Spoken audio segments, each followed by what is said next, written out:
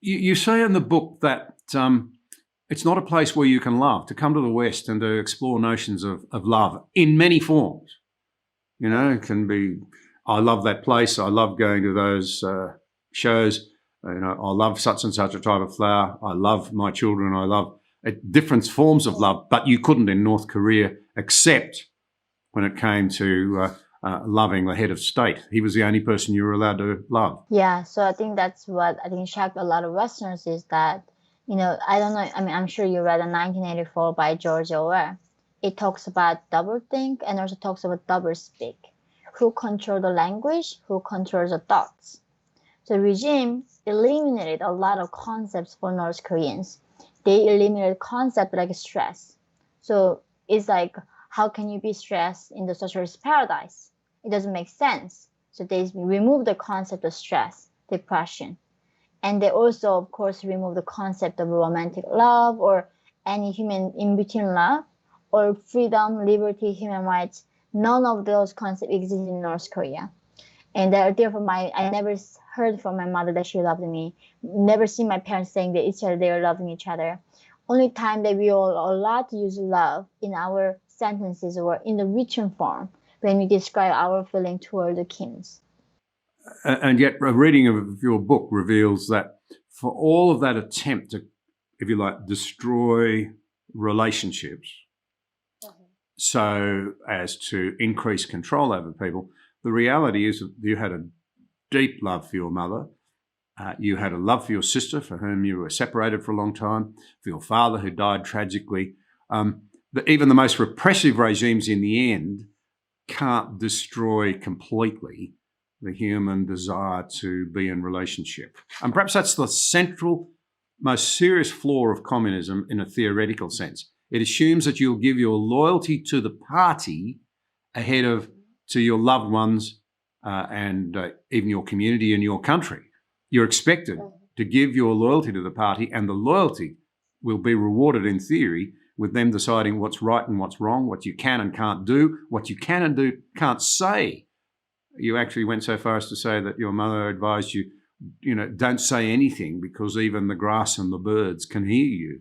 Yeah, the first thing that she told me as a young girl was, don't even whisper because the birds and mice could hear you. And she also told me that the most dangerous thing that I had in my body was my tongue. If I say a wrong thing, it's not just going to kill me only. It was going to get up to 3 to 8 generations of our family was going to get killed. So saying a one wrong thing gets your entire family line wiped out from this earth. That is a consequence of not having freedom of speech. And this is what really shocks me right now in this culture, that where like people say, oh, in order to have a safe space, we have to ban hate speech. But who decides what is hate? Usually government. But usually government, if you give them too much power, any absolute power gonna corrupt. So when we have to speak out against them, when they say that is hate speech, you cannot speak, then we are lost. And this is why also I'm saying sometimes I have good intentions of saying we don't want a racist remark, so let's ban them. It's a hate speech. But then they don't know what they're playing with again. It goes down to that, like you literally kill all your family members because you said something wrong by mistake. And it almost forced North Koreans to not to think anymore.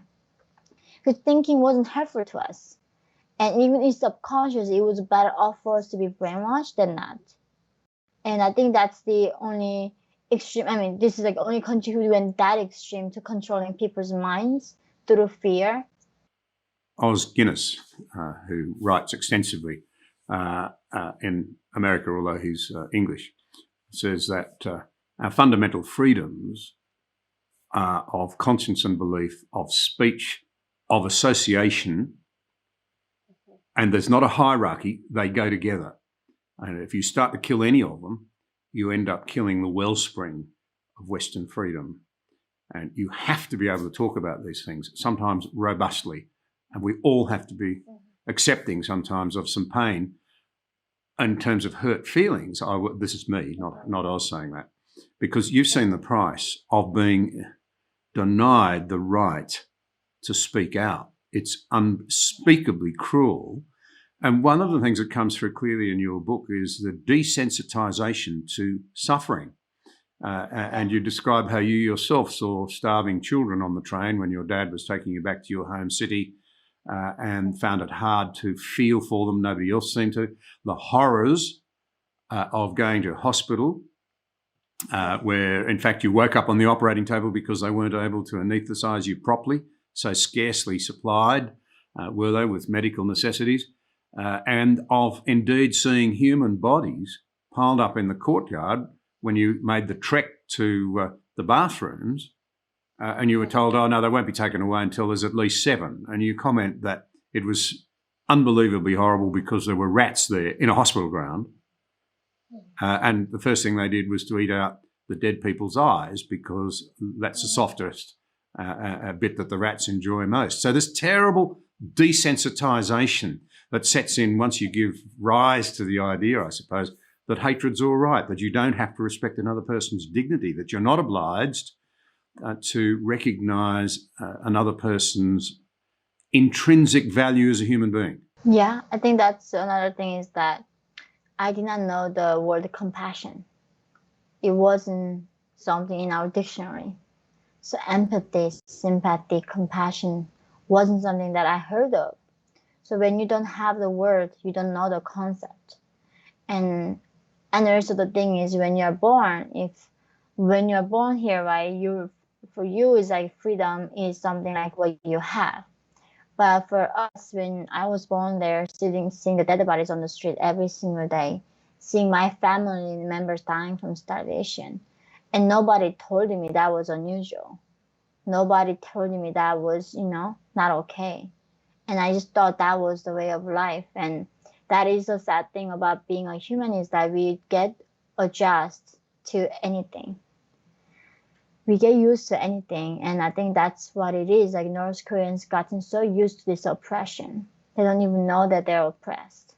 But the thing is, like, another thing is, people keep telling me, so they say, oh, happiness is a relative thing. So therefore, in North Korea, everybody's starving, everybody's hurt, in pain. Therefore, you should not be unhappy because you have no one to compare for. But that is not thing. Like, if you really don't have basic needs, you are still suffering. You are suffering, but you just don't know why you're suffering. So I was like making this like description. I remember when I was in North Korea, I felt like entire my brain cells were dead. There's nothing connecting my brain. After my escape, going to South Korea, starting reading books, I just almost felt the sensations in my brain of these dots being connected, lights coming up. And like, that's the thing. Like, your soul is dead when you're in that country. You're just numb. That is like, for me, the biggest struggle that I had to overcome was feeling something. Like, I was so numb and I was dying to feeling something. And I think that sensation came back so later when I had my own son. Like, then I was started feeling things so much, and I was so grateful that the fact that I feel pain, the fact that I feel hurt, it's part of being a human, like a human experience. But in North Korea, even that is being denied. The part of feeling something, that part is being denied in this dictatorship. And that's like the kind of horror that we are talking about.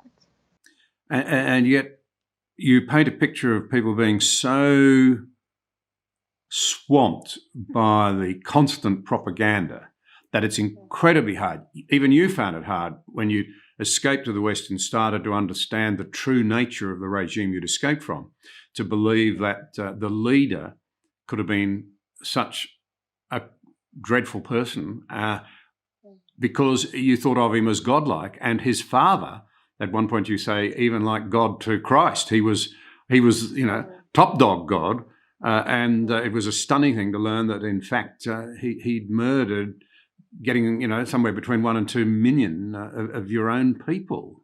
So it's very hard to shake that propaganda if that's all you've heard. So if that's like the North Koreans are masters at doublethink, you can have two parallel confronting like thoughts at the same time. Like I remember one of the songs that we had to sing at children's called the something called nothing to envy, which is saying like we have nothing to envy in this world. We live in a socialist paradise. Everything is wonderful. However, you are literally walking next to dead bodies and in your hungry stomach. But you still somehow believe that you're living in the best country, that there's nothing to envy. But you also understand there's dead bodies. And that is like the human psychology that I still don't understand. But George Orwell clearly talks about it, but humans are capable of. That we can double think. We can believe something that is so contradicting. But somehow in extreme situations, humans are capable of that because humans are very flexible when they adjust to things. I think that was my case that even though when after my escape to going to China, when people were saying like Kims are dictators, because of them you were starving in that country, and I was like defending the Kims. Like, what the heck are you talking about? Kims are great. The people working for him might be not good. Of course, it's a powerful illustration of the importance of free speech, because what you're really painting is the model of what happens when all alternate views are shut down and the mind atrophies. You're not challenged. Yeah. You can't think. You can't take on different perspectives because you're only fed one. To what extent do you think do people talk about Karl Marx and the whole concept of communism, or is it just no, the regime is God and we will follow the God, the Pyongyang leadership because that's what we do? How much sort of philosophy is in it, do you think? So initially, the Kim Il-sung was a big follower of Lenin and Marx. So there was a lot of statue of Marx and Lenin in North Korea in Kim Il-sung, the first Kim time, when he passed away in 1994. And that's Kim Jong-il developing new theory, which is Juche, like the self-reliance theory. So when the Soviet Union collapsed in 1991, that believing the Marx and the Lenin didn't really make sense because they all collapsed. So then Kim Jong-il came up with this new idea, which is self-reliance based on Marxism and communism. However, he shaped into a thing called where them being God. And we have our own way of socialism. So they call themselves socialist paradise. And North Korean party is still Communist Party. They call themselves Communist Party. So that Marxism and Leninism is like very heavily influenced and embedded in North Korean entire political system. Even until the 90s, that was like the main thing they were following. Thank you for watching this episode. We appreciate your support. If you value vital conversations like this one, be sure to subscribe to the channel there and also click the notification bell to stay up to date with new releases.